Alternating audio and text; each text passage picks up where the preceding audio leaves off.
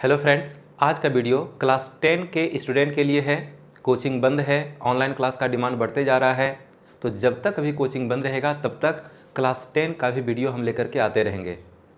1 से 2 दिन के बाद क्लास 11 का भी बैच हम स्टार्ट करने वाले हैं और जो हमारा 12 का बैच रेगुलर चल रहा है वो तो हमारा चलते ही रहेगा।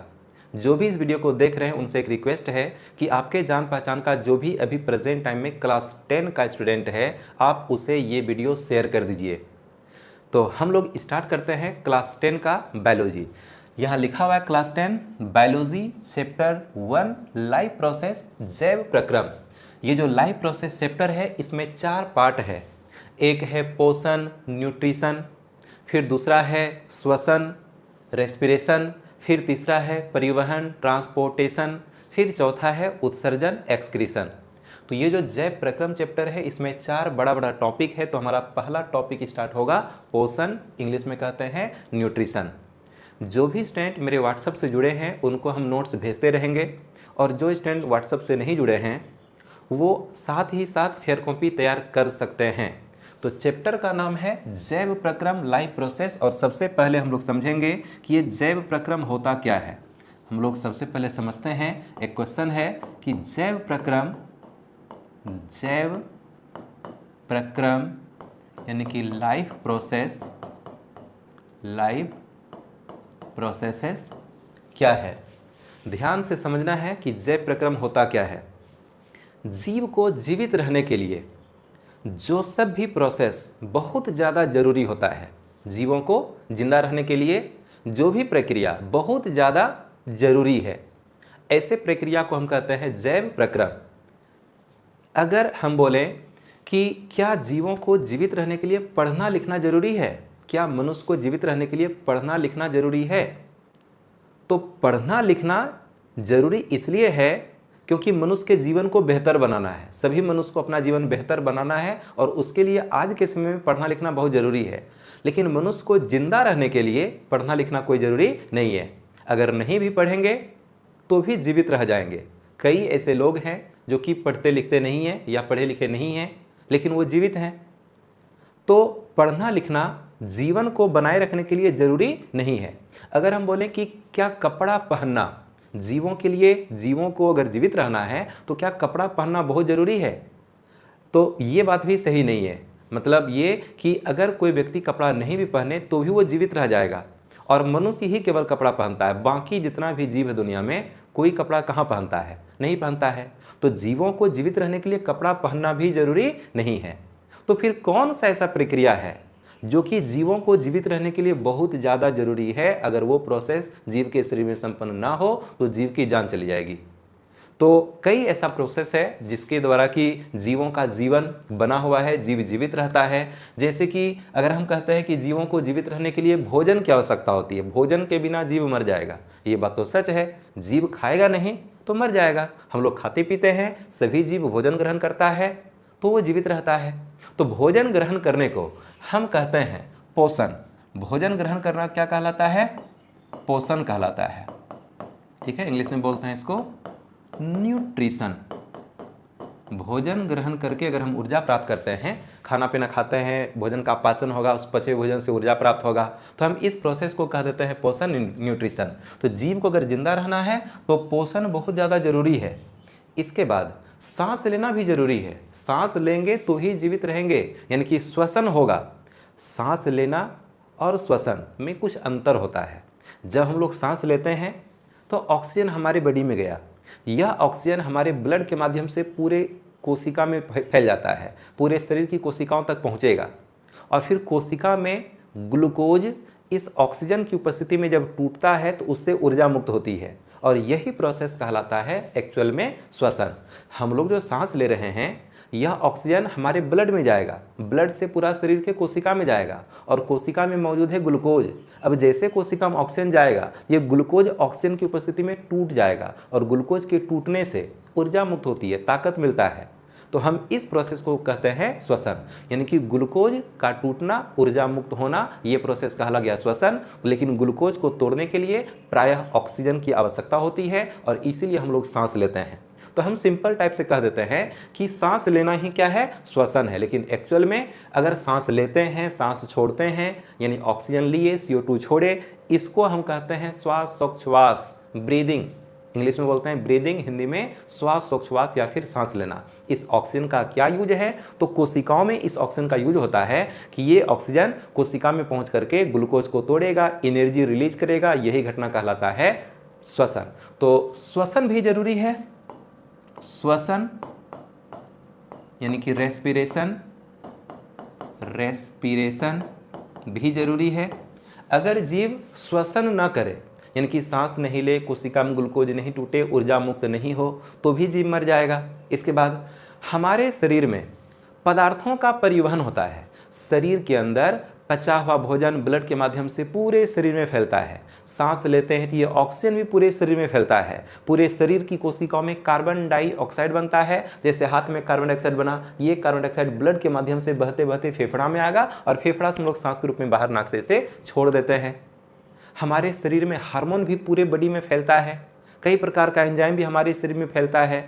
तो हमारे शरीर के अंदर बहुत सारा मटेरियल है जो कि एक स्थान से दूसरे स्थान तक मूव करते रहता है और पदार्थों का ट्रांसपोर्ट करने के लिए हमारे शरीर में ब्लड मौजूद है। तो ब्लड के माध्यम से हमारे शरीर में ऑक्सीजन का ट्रांसपोर्ट होता है, कार्बन डाइऑक्साइड का ट्रांसपोर्ट होता है, पचे हुए भोजन के अणुओं का भी ट्रांसपोर्ट होता है, हार्मोन्स का ट्रांसपोर्ट होता है, वाटर का ट्रांसपोर्ट होता है। फिर हमारे शरीर में जो उत्सर्जी पदार्थ है, जो बेकार हानिकारक पदार्थ है, उसका भी ट्रांसपोर्ट होता है।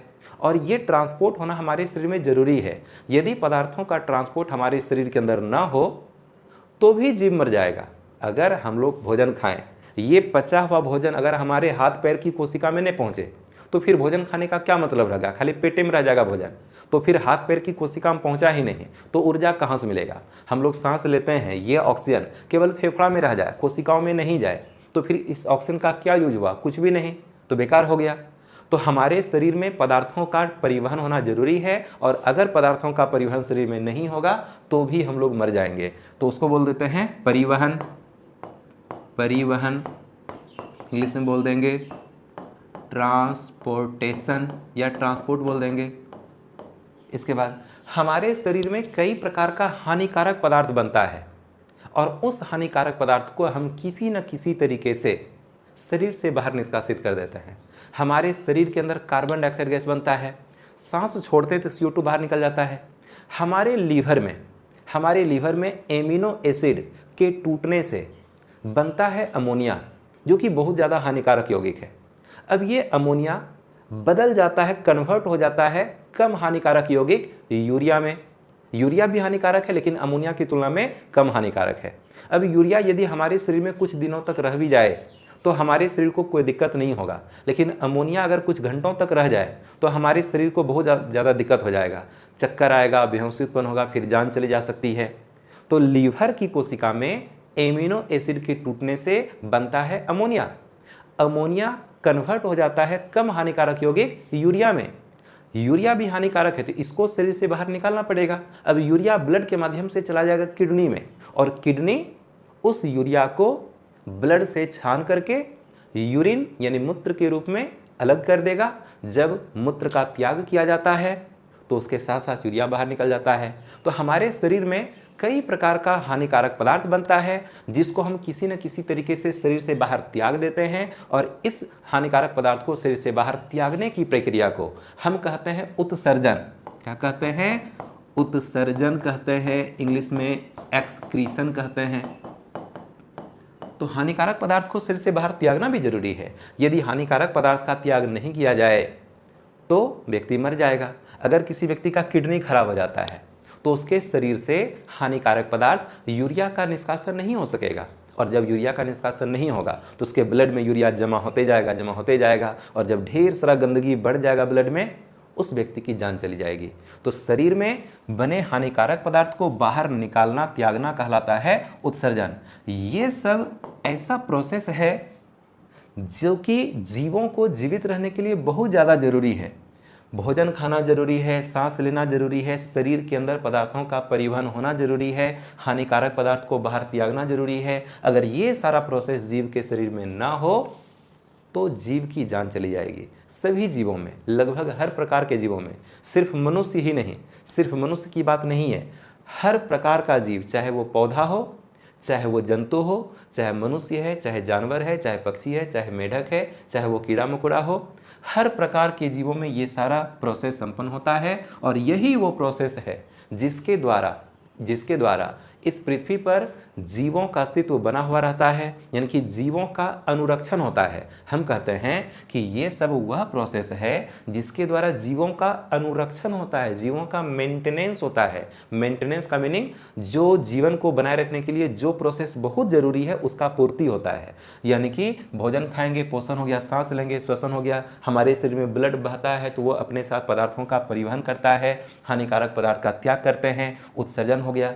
ये सब वो प्रोसेस है जिसके द्वारा जीवों का अनुरक्षण होता है, मेंटेनेंस होता है। तो हम इन सारे प्रक्रियाओं को कहते हैं जैव प्रक्रम। हम यहाँ पर एक लाइन लिखते हैं, वे सभी प्रक्रियाएं जिसके द्वारा जीवों का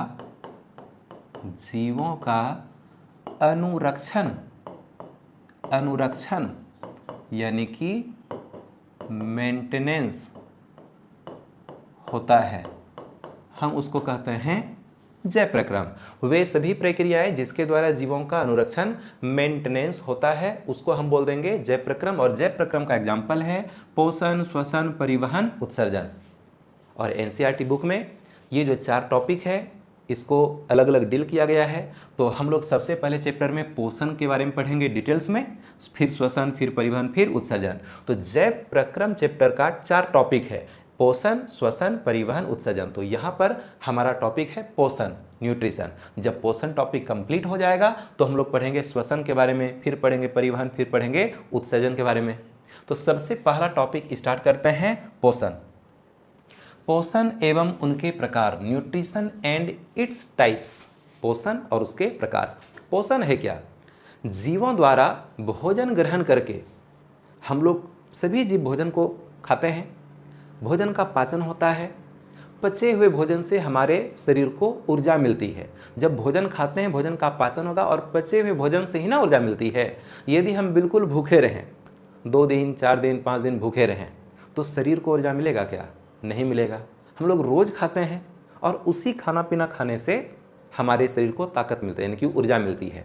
तो जीवों द्वारा भोजन ग्रहण करके ऊर्जा प्राप्त करने की प्रक्रिया को हम कहते हैं पोषण। सिर्फ भोजन खा लेना पोषण नहीं है। भोजन खाएंगे, भोजन का पाचन होगा, फिर पचे हुए भोजन से शरीर को ऊर्जा मिलेगा, इतना प्रोसेस कहलाता है पोषण। तो हम यहाँ पर एक लाइन लिखते हैं, जीवों द्वारा भोजन ग्रहण करके ऊर्जा प्राप्त करने की प्रक्रिया। जीवों द्वारा भोजन ग्रहण करके ऊर्जा प्राप्त करने की प्रक्रिया को हम कहते हैं पोषण। पोषण कितने प्रकार का होता है? पोषण है 2 प्रकार का। पोषण होता है 2 प्रकार का। कौन कौन? तो एक है स्वपोषी पोषण। स्वपोषी पोषण इंग्लिश में कहते हैं ऑटोट्रॉफिक न्यूट्रिशन। और दूसरा है विषमपोषी पोषण, हेटेरोट्रॉफिक न्यूट्रिशन। हेटेरोट्रॉफिक न्यूट्रिशन एक एक करके देखते हैं। पोषण का मतलब है जीवों द्वारा भोजन ग्रहण करना, उसी भोजन से ऊर्जा प्राप्त कर लेना। लेकिन ये पोषण है 2 प्रकार का, एक है स्वपोषी पोषण ऑटोट्रॉफिक न्यूट्रिशन, एक है विषमपोषी पोषण हेटेरोट्रॉफिक न्यूट्रिशन। हम लोग समझते हैं कि यह है क्या। स्वपोषी पोषण, जितना भी हरा पेड़ पौधा है, ठीक है, जितना भी हरा पेड़ पौधा है ये अपना भोजन स्वयं बनाते हैं। सभी हरे पौधे अपना भोजन खुद से बनाते हैं प्रकाश संश्लेषण प्रक्रिया के द्वारा, फोटोसिंथेसिस प्रोसेस के द्वारा। हम लोग जानते हैं कि पेड़ पौधा वायुमंडल से खींच लेता है कार्बन डाइऑक्साइड गैस, वायुमंडल से खींच लेगा कार्बन डाइऑक्साइड गैस और जमीन से खींच लेगा जल H2O, जमीन से खींच लेगा जल H2O। और दिन में सूर्य का प्रकाश रहेगा, दिन में सूर्य का प्रकाश रहेगा, धूप पड़ेगा पत्ती के ऊपर तो सूर्य के प्रकाश को ग्रहण करेगा। तो सूर्य का प्रकाश है यानी कि सनलाइट है। और अगर पौधा हरा है, उसकी पत्तियां हरी है, तो हरी पत्ती के अंदर मौजूद है हरा रंग का कण जिसको हम कहते हैं क्लोरोफिल।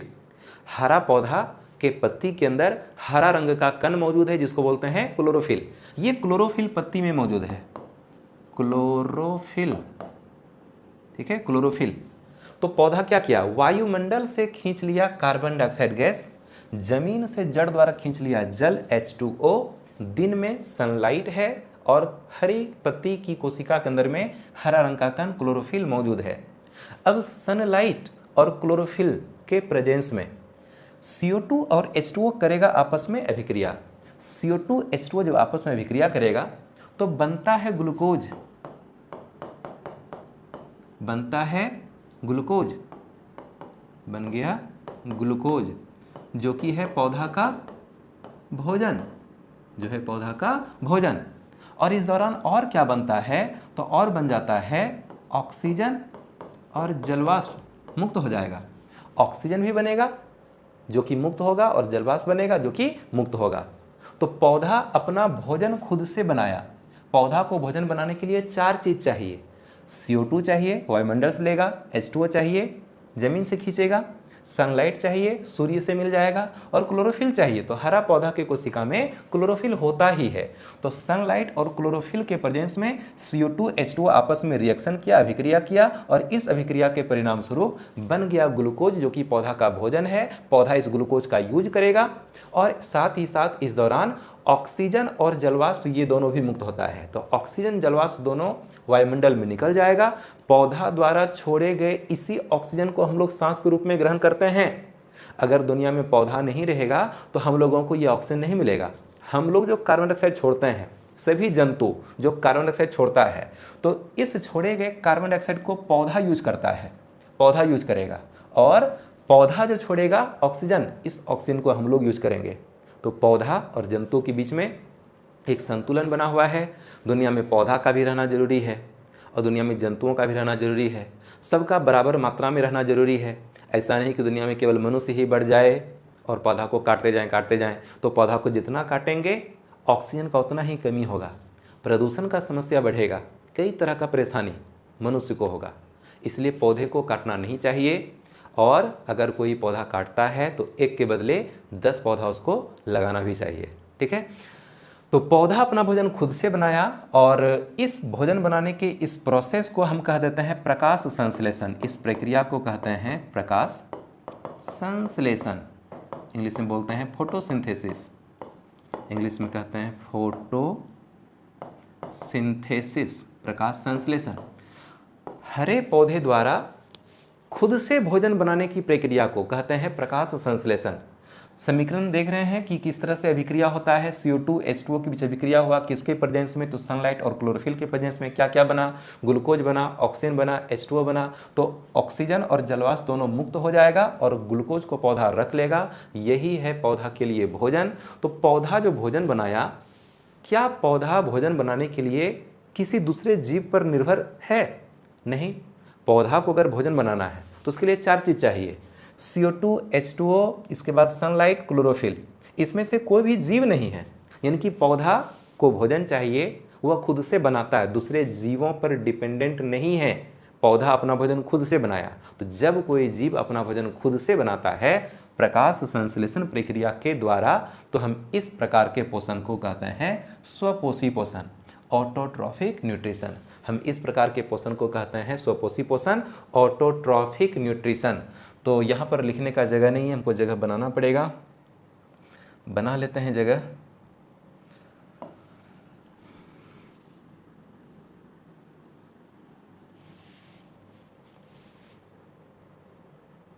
ठीक है, थोड़ा सा हम लिखेंगे इसमें,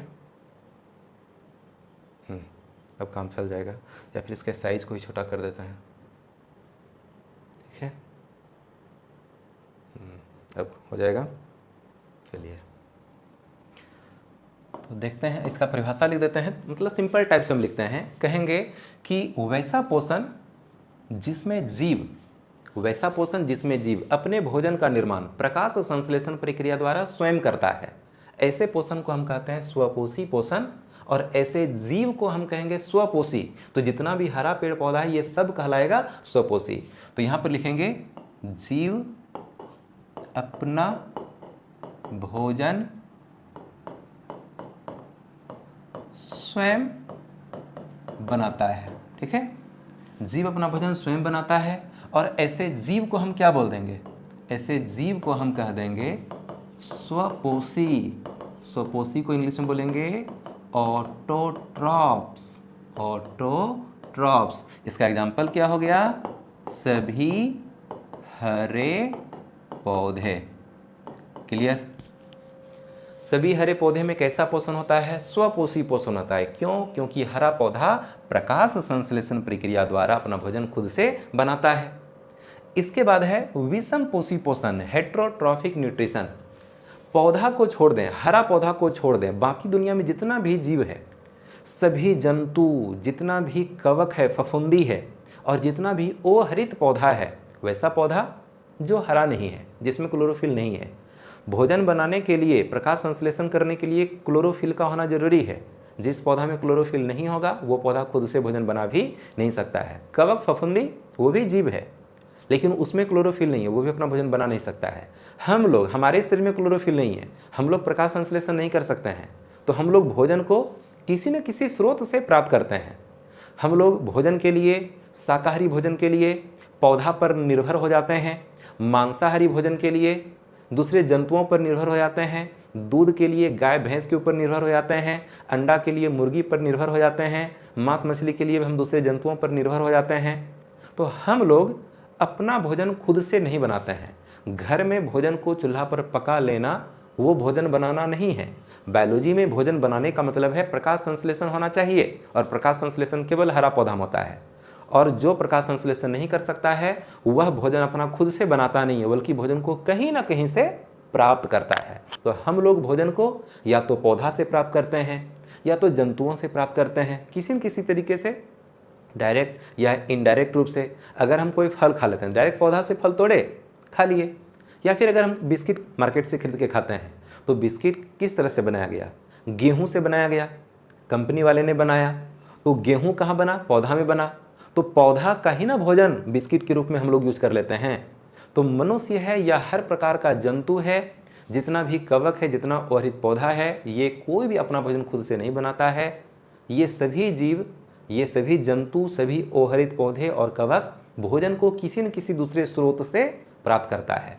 तो जब कोई जीव भोजन को खुद से नहीं बनाता हो, भोजन किसी दूसरे स्रोत से प्राप्त करता है, तो इस तरह के पोषण को हम कहते हैं विषम पोषी पोषण, हेट्रोट्रॉफिक न्यूट्रिशन। तो यहाँ लिख देते हैं जीव भोजन को किसी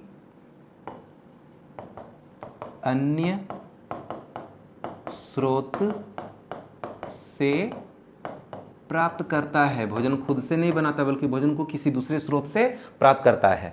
तो ऐसे पोषण को बोल देंगे विषमपोषी पोषण। और ऐसे जीव को हम कह देंगे, ऐसे जीव को हम कह देंगे विषमपोषी या बोल देंगे परपोषी। विषमपोषी या बोलेंगे परपोषी, इंग्लिश में बोलेंगे हेट्रोट्रॉप्स। हेट्रोट्रॉप्स, जितना भी जीव है जिसमें कि विषमपोषी पोषण होता है, ऐसे जीव को हम कह देंगे विषमपोषी या फिर परपोषी, हेट्रोट्रॉप्स। तो एग्जाम्पल इसका क्या हो जाएगा? लिखेंगे मनुष्य, इसके बाद सभी जंतु, फिर लिखेंगे कवक, लिखेंगे अहरित पौधे, ETC, ये सभी। तो विषमपोषी पोषण का मतलब है कि वैसा पोषण जिसमें जीव अपना भोजन खुद से नहीं बनाता है बल्कि भोजन को किसी दूसरे स्रोत से प्राप्त करता है, तो ऐसे पोषण को हम कह देते हैं विषमपोषी पोषण। और ऐसे जीव को कह देंगे विषमपोषी या फिर परपोषी, हेटेरोट्रॉफ्स। इसका एग्जाम्पल है मनुष्य, सभी जंतु, फिर मनुष्य भी जंतु ही है लेकिन ऐसे मनुष्य थोड़ा सा विकसित प्राणी है सबसे, तो मनुष्य को अलग करके लिख दिए हैं। कवक यानी कि फफूंदी, हमारे घर में सड़ते गलते फल सब्जी के ऊपर रुई जैसा जो फफूंदी लग जाता है वही है कवक। फिर है ओहरित पौधे यानी जो पौधा हरा नहीं होता है। तो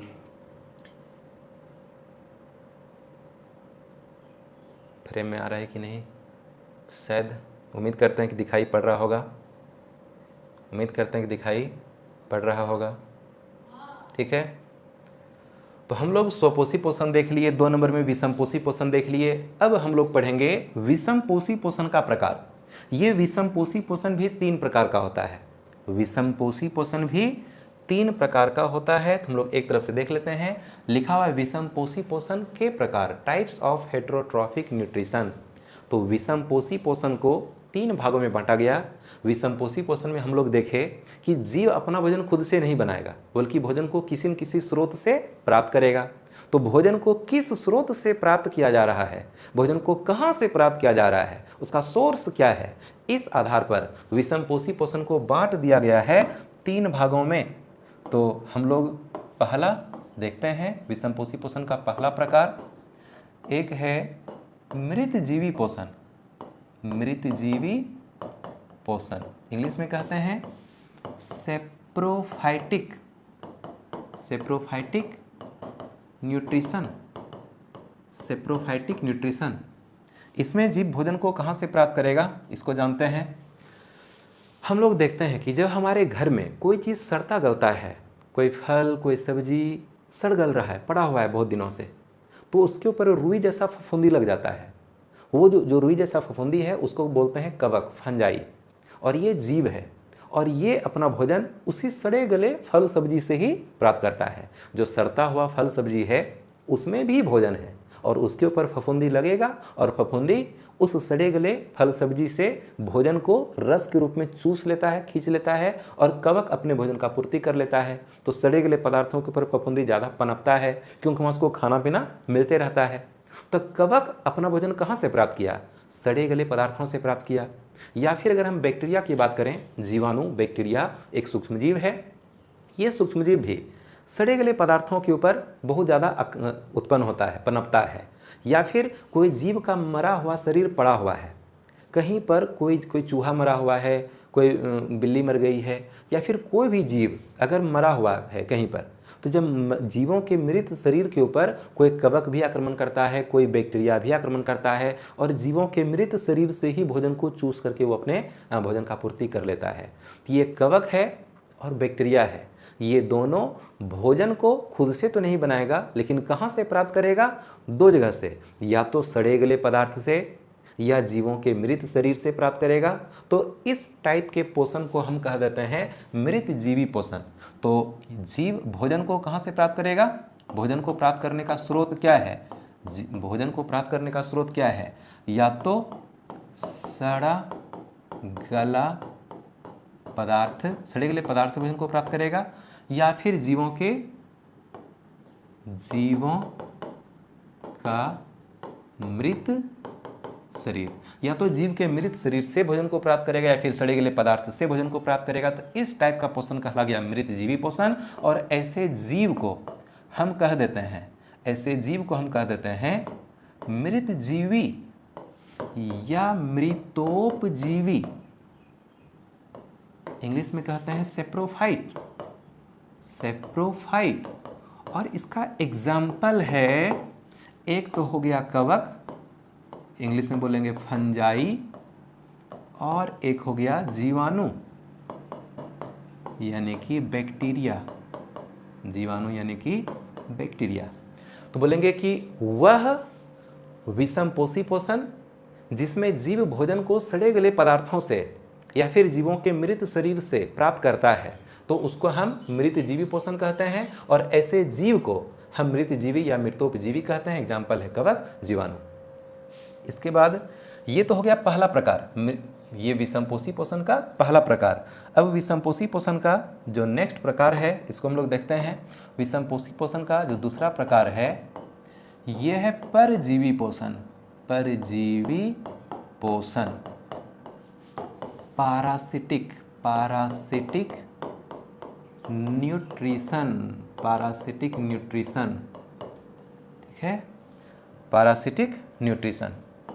समझते हैं क्या है ये। मान लिया कि हमारे सिर पर जूं है, जूं यानी कि ढीला है, हमारे सिर पर जूं है, ढीला है। ये जूं हमारे सिर पर रहता भी है और हमारे ब्लड को पी करके अपना पेट भी भरता है। तो एक जीव जूं है जो कि किसी दूसरे जीव यानी मेरे सिर के ऊपर रहता है और मेरे शरीर से भोजन को प्राप्त करता है। तो इस तरह के पोषण को हम कह देते हैं परजीवी पोषण, और ऐसे जीव को बोल देंगे परजीवी। ये जूं क्या हो गया? परजीवी। अब हमारे शरीर में कोई बैक्टीरिया प्रवेश किया, कोई बैक्टीरिया या कोई वायरस हमारे शरीर के अंदर प्रवेश किया और वहाँ पर आराम से खाना पीना खा रहा है, अपनी संख्या को बढ़ा रहा है। हो सकता है कि वो हमारे शरीर में कोई बीमारी भी उत्पन्न कर दे, है कि नहीं? कोई बीमारी, सूक्ष्म जीव हमारे शरीर में जाएगा, बीमारी भी उत्पन्न कर सकता है। तो ये सूक्ष्म जीव जो हमारे शरीर के अंदर चला गया और हमारे शरीर से ही भोजन को खाता पीता है, तो ये भी पोषण कहलाता है परजीवी पोषण। परजीवी पोषण का मतलब है कोई जीव किसी दूसरे जीवित जीव के शरीर के ऊपर रहे या उसके शरीर के अंदर रहे और वहाँ से भोजन को प्राप्त करे। तो ऐसे पोषण को हम कहते हैं परजीवी पोषण, और इस तरह का जीव कहलाता है परजीवी। ये जूं कहला गया परजीवी, जो बैक्टीरिया हमारे शरीर के अंदर चला गया ये भी कहला गया परजीवी। बच्चे सबके पेट में गोल कृमि, फीता कृमि, इस तरह का कुछ कृमि उत्पन्न हो जाता है, तो ये भी बच्चे के पेट में रहेगा। बड़े व्यक्ति में भी हो सकता है लेकिन ज़्यादा करके बच्चे में होता है। तो ये जो कृमि है ये बच्चे के पेट में रहेगा और वहाँ से खाना पीना खाते रहता है। तो ये हो गया शरीर के अंदर का परजीवी। जूं हो गया शरीर के बाहर का परजीवी।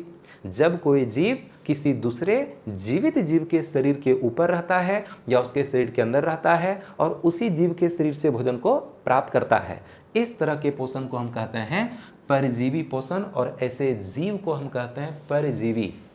परजीवी जिस जीव के शरीर से भोजन प्राप्त करेगा उसको बोलेंगे पोषी या होस्ट। जैसे जूं हमारे शरीर से भोजन को प्राप्त किया तो जूं को हम बोल देंगे परजीवी, लेकिन हम खुद कहला जाएंगे पोषी होस्ट। कोई जोंक है, लीच कोई जोंक है जो कि भैंस को काट करके खून पी रहा है, तो जोंक को हम बोल देंगे परजीवी, लेकिन उस भैंस को बोलेंगे पोषी यानी कि होस्ट। यहां लिख देते हैं भोजन प्राप्त करने का स्रोत क्या रहता है? कोई जीवित जीव, किसी दूसरे जीवित जीव के शरीर से जब भोजन को प्राप्त किया जाएगा इसको बोल देंगे परजीवी पोषण, और इस तरह के जीव को हम कहते हैं परजीवी यानी कि पैरासाइट। और परजीवी जिस जीव के शरीर से भोजन प्राप्त करेगा, ये जिस जीव के शरीर से भोजन प्राप्त करेगा उसको कह देते हैं पोषी, होस्ट कहते हैं इंग्लिश में, होस्ट। एग्जाम्पल क्या क्या है? तो कौन कौन सा जीव परजीवी है? एक तो हो गया जूं, एक हो गया जूं, है ना, ढीला हो गया। इसके बाद एक हो गया किलनी। किलनी का क्या मतलब है? जानवरों का ढीला होता है, जैसे गाय में, भैंस में, उसका कुछ अलग टाइप का ढीला होता है, उसको बोलते हैं किलनी। इसके बाद मच्छर।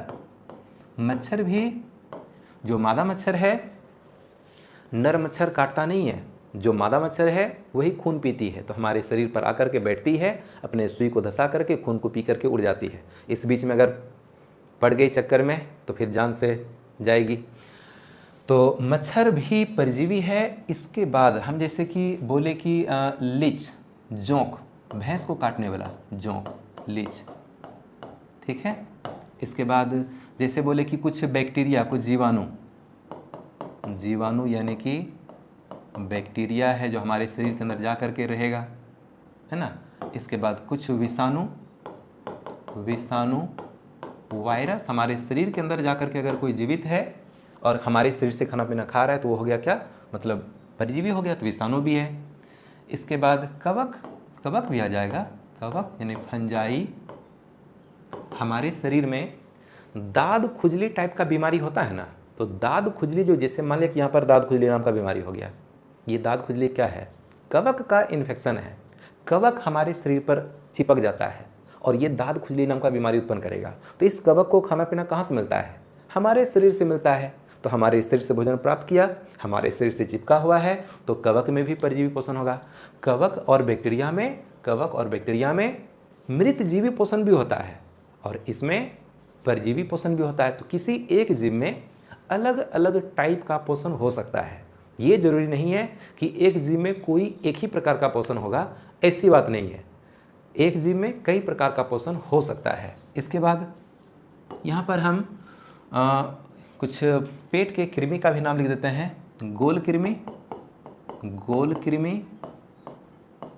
फीता कृमि, ये सब पेट के अंदर का कृमि है। गोल कृमि बेलनाकार होता है, गोल, उसका सतह गोल होता है। फीता कृमि का शरीर चपटा रहता है।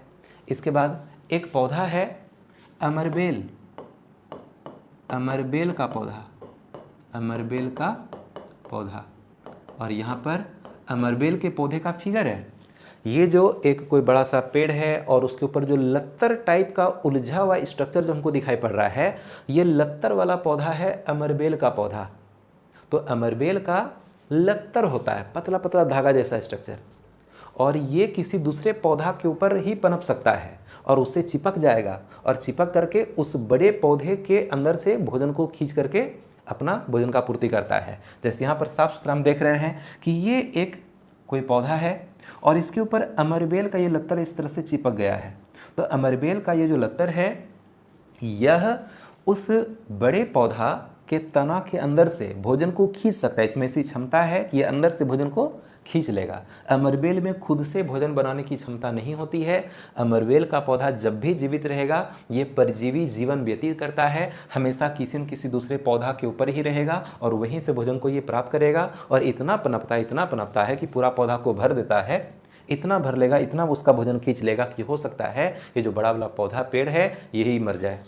तो अमरबेल का लत्तर होता है। अगर यहाँ से एक छोटा सा पार्ट को नोच करके किसी भी हम दूसरे पौधा के ऊपर रख दें, तो फिर क्या होगा कि ये जो लत्तर है ये दूसरे पौधा के ऊपर भी चिपकेगा, वहाँ से भोजन को खाएगा और अपनी मात्रा को बढ़ाते जाएगा, फैलते जाएगा, धीरे धीरे पूरे पौधे को छेक लेगा और हो सकता है कि ये पौधा फिर मर जाए। तो अमरबेल का पौधा परजीवी पोषण इसमें होता है। तो हम लोग दूसरा प्रकार देख लिए परजीवी पोषण। हम लोग तीसरा प्रकार देखते हैं। तीसरा प्रकार है प्राणी समपोषण।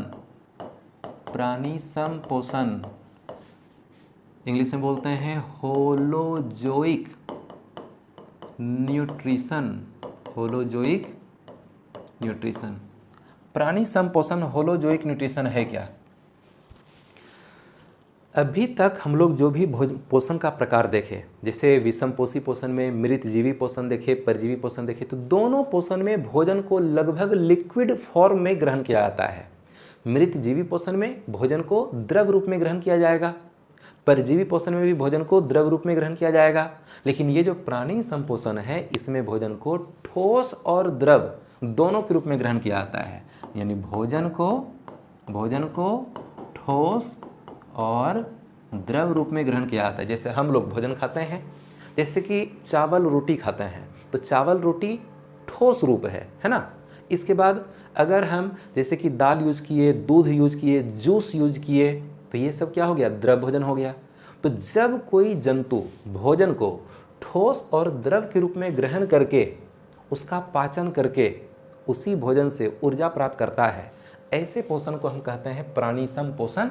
और ऐसे जीव को हम कह देते हैं प्राणी समभोजी। ऐसे जीव को हम कहते हैं प्राणी समभोजी। इंग्लिश में कह देते हैं होलोजोआ। होलोजोआ।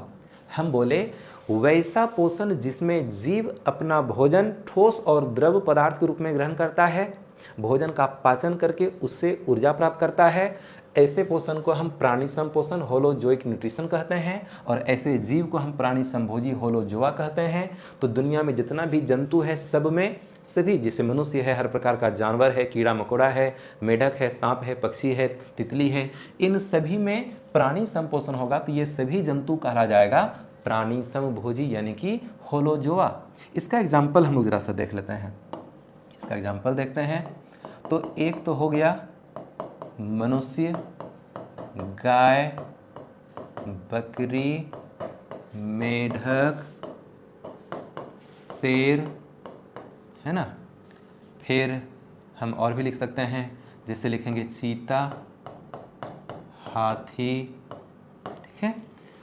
इसके बाद यहाँ पर कुछ सूक्ष्मजीव भी है जिसमें कि हम सब के समान प्राणी संपोषण होता है, जैसे अमीबा नाम का सूक्ष्मजीव, पैरामीशियम नाम का सूक्ष्मजीव, पैरामीशियम, अमीबा है, पैरामीशियम है, ये दोनों सूक्ष्मजीव है। अमीबा, पैरामीशियम दोनों सूक्ष्मजीव है और इसमें हम सब के ही समान प्राणी संपोषण होता है। अभी हम कुछ देर में अमीबा में जैसे पोषण होता है उसके बारे में बता देंगे। कुछ पौधा है जो कि कीटों को खाने का काम करता है, कुछ पौधा है जो कि कीड़े मकोड़े को खाने का काम करता है। तो एक पौधा है निपेंथिस, या पिचर प्लांट। प्लांट लग गया मतलब पौधा हो गया, ठीक है।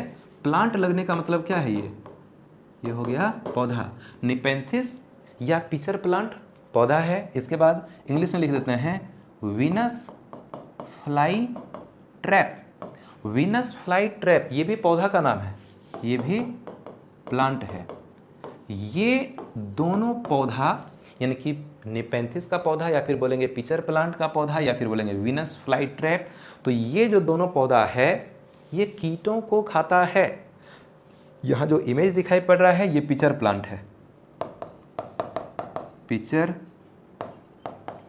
प्लांट, या हम इसी को कहते हैं निपेंथिस। निपेंथिस का पौधा या पिचर प्लांट, यहाँ छोटा सा पौधा है, गमला में लगा हुआ है और इसकी जो पत्तियां हैं, तो पिचर प्लांट या निपेंथिस का जो पौधा है इसकी बहुत सारी पत्तियां रूपांतरित हो जाती है। तो पत्ती का जो लास्ट वाला पार्ट है यह धीरे धीरे कन्वर्ट हो जाता है पिचर में। पिचर यानी कि घड़ा के समान स्ट्रक्चर में, ये छोटा छोटा बहुत सारा घड़ा के जैसा स्ट्रक्चर है ना, इस रूप में ये कन्वर्ट हो जाती है। तो पिचर प्लांट या निपेंथिस का जो पौधा है इसकी अनेक पत्तियां रूपांतरित हो जाती है घड़ा के समान स्ट्रक्चर में। इस घड़ा के समान स्ट्रक्चर को हम बोल देते हैं पिचर। और घड़ा के समान स्ट्रक्चर जब बना तो इसके ऊपर एक ढक्कन भी बन जाता है। कोई कीट, कोई इंसेक्ट उड़ते हुए जब इसके अंदर घुस जाएगा, कोई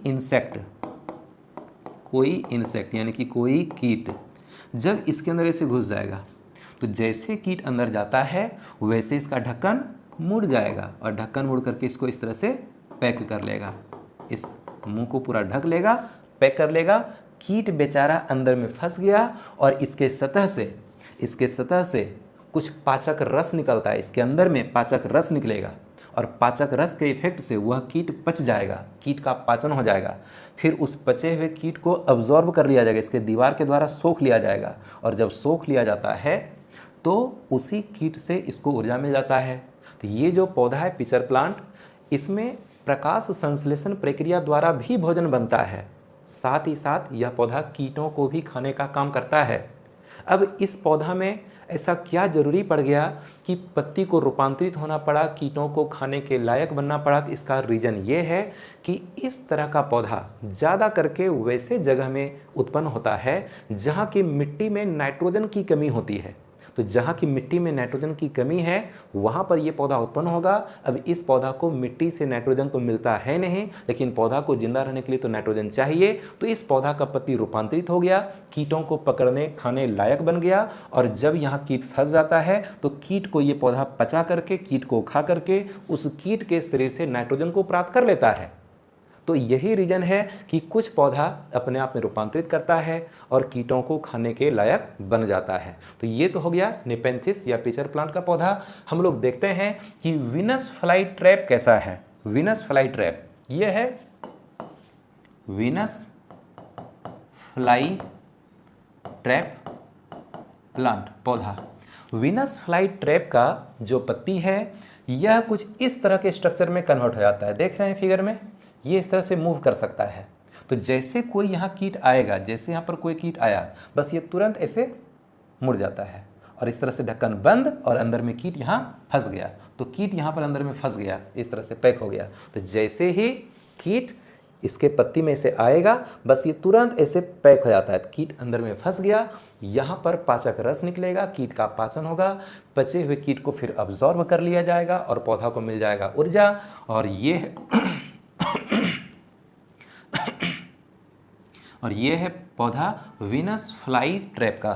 ठीक है, तो वीनस फ्लाई ट्रैप में और पिचर प्लांट में हम सब के ही समान प्राणी पोषण होता है, लेकिन इस पौधा में प्रकाश संश्लेषण भी होता है, यानी कि स्वपोषी पोषण भी होगा।